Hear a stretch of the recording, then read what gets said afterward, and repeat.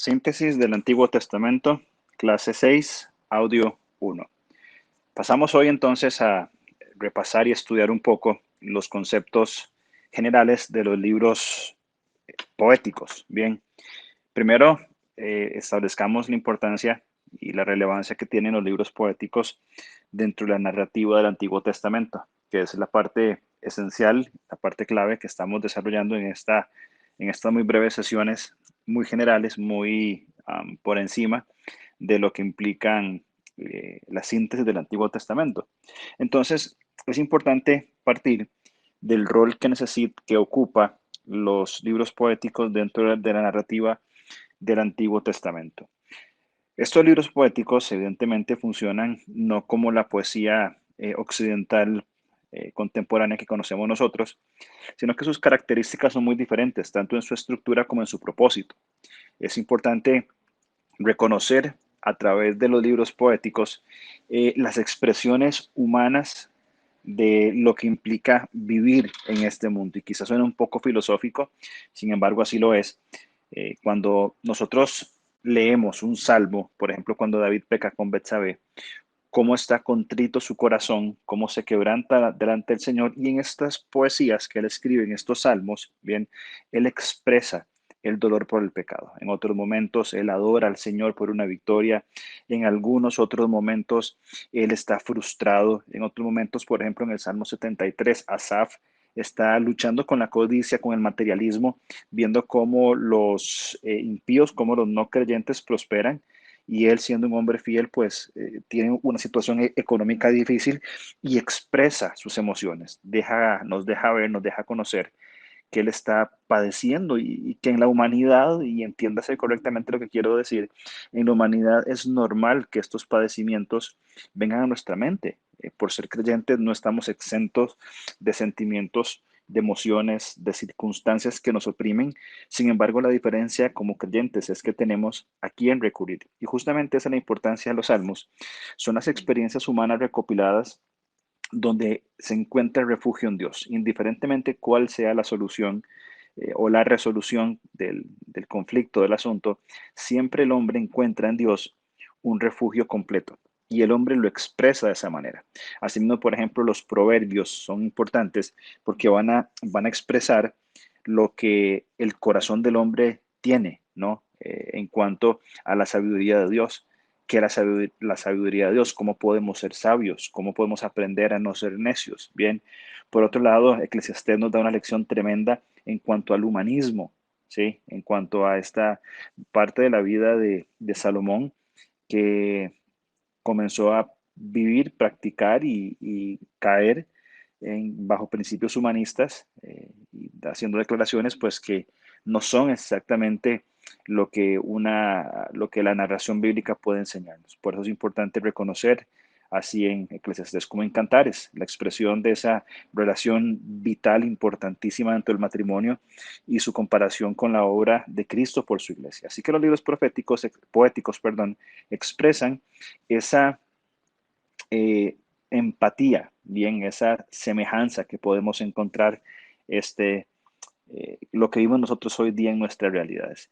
Se denominan libros poéticos a las 5 horas del Antiguo Testamento: Job, Salmos, Proverbios, Eclesiastés y Cantares, porque están escritos en forma poética. Bien, entendamos otra vez que es poesía hebrea, no poesía occidental. En estos pasajes, estos libros más bien, se escriben en forma de poesía, excepto en algunas pequeñas partes. Muy bien. Tres de ellas, Job, Proverbios y Eclesiastés, fueron compuestas por sabios y se llaman libros sapiensales, bien, que tienen que ver con la sapiencia, con la sabiduría, porque van a transmitirnos verdades muy importantes, bien, que tenemos que meditar. Ahora, no es posible fijar la fecha exacta de los libros poéticos, ya que aluden a pocos datos históricos. Tampoco se conoce con plenitud o a ciencia cierta la paternidad de gran parte del contenido de estas obras. Sin embargo, podemos saber que entre los autores se hallan reyes, como por ejemplo David o por ejemplo Salomón, profetas, filósofos, sabios y probablemente en algunos salmos gente común que experimentó esas luchas con las en la vida diaria con esas altibajos, con la cotidianidad que vivimos, bien, en un cuerpo humano, pero totalmente descansando en la misericordia y en la gracia del Señor. Bien, así que es importante considerar esto. Los libros poéticos también tratan principalmente de la vida de los hebreos. No es de mucha importancia saber tanto lo que son fechas y paternidad en cuanto a esto. Podemos estudiar y conversar sobre todo lo mismo, pero en este caso, en nuestro interés, es más que todo el uso que podemos entender nosotros de los libros poéticos en la narrativa del Antiguo Testamento. Aparte, hemos mencionado dos palabras muy importantes que particularmente creo que en este curso pueden ser muy productivas debido al poco tiempo que tenemos y los recursos que tenemos. Una, ya creo que la han escuchado muchas veces, que es el concepto de la narrativa, cómo se desarrolla de principio a fin, no solamente en el Antiguo, sino en toda la Biblia. Esta narrativa de la historia de Dios con el hombre, a quien está reconciliando.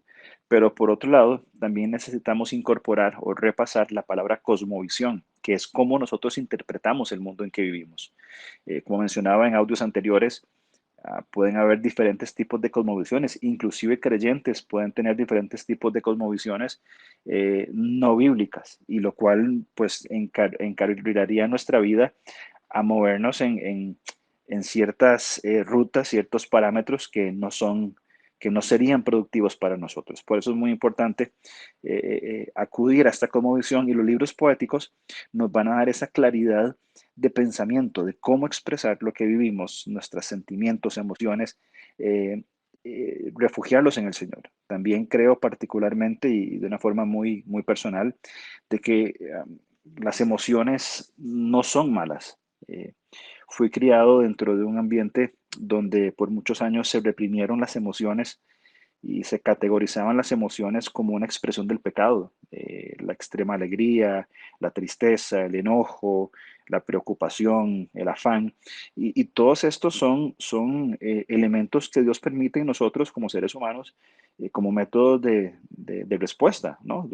Cuando estamos enojados podemos responder con valentía, cuando estamos temerosos somos más cautos en lo que decimos o hacemos, cuando estamos preocupados necesitamos concentrarnos y procesar lo que pasa. Sin embargo, cuando estas emociones quedan a la libre, sí son peligrosas y son muy tendientes hacia la pecaminosidad. Sin embargo, dentro de la sujeción al Espíritu Santo, estas emociones de alegría, tristeza, enojo, etcétera, son útiles para la formación de nuestro carácter y también el desarrollo de nuestra vida.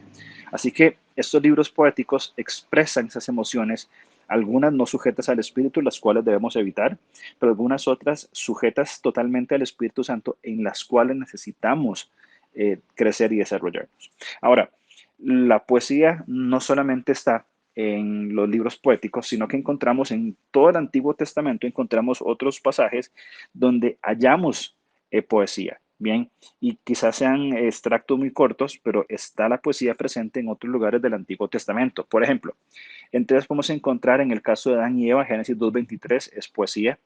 Cuando el Señor maldice o por la causa del pecado, Génesis 3:14 al 19 encontramos poesía. También en las bendiciones y las maldiciones de Noé, Génesis 9:25 al 27 hay poesía. La profecía sobre Rebeca, Génesis 25:23. Cuando Isaac bendice a Jacob y a Esaú, Génesis 27 al 29 y hasta el 40. Cuando Jacob bendice a José, Génesis 48:15. Jacob profetiza sobre sus hijos, Génesis 49. El canto triunfal de Moisés y María en Éxodo 15, que es una obra exquisita y realmente podríamos aprender muchísimo en cuanto a la alabanza al Señor por las victorias en nuestra vida. La bendición sacerdotal tan conocida, números 6, capítulo 6, versículos 24 hasta el 26, que es un texto muy conocido y me voy a tomar el tiempo para leerlo porque creo que es importante esta bendición sacerdotal. Números 6, 24 hasta el 26, dice así: Jehová te bendiga y te guarde. Jehová haga resplandecer su rostro sobre ti y tenga de ti misericordia. Jehová alce sobre ti tu rostro y ponga en ti paz. Y pondrán mi nombre sobre los hijos de Israel y yo los bendeciré. Este es un texto muy repetido, muy usado, y así encontramos, encontramos otros elementos poéticos, bien, en el resto del Antiguo Testamento. La bendición de María, hacia sus tribus, el canto de Débora, el acertijo de Sansón. Así que el Antiguo Testamento es y contiene, bien, no es, perdón, corrijo, el Antiguo Testamento contiene una cantidad importante de poesía en la cual podemos aprender lo que el hombre siente y cómo alaba al Señor.